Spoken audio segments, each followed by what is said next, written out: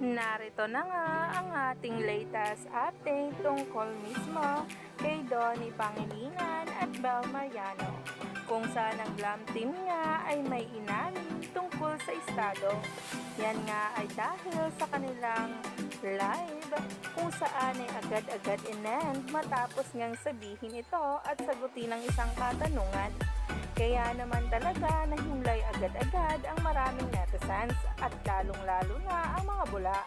Kaya naman sabay-sabay nating tingnan at alamin ang nasabing post patungkol nga dito na nagtitrending na. Kain pa rin. Kain. Bye! Mamaya lalabas namin. Mamaya, after.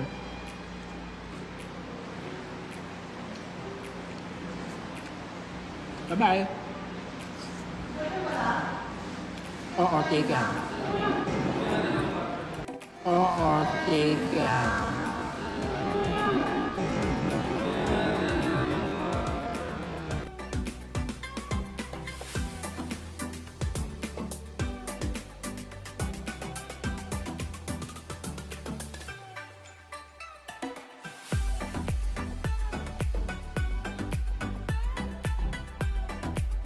OMG, taken na talaga si Donnie.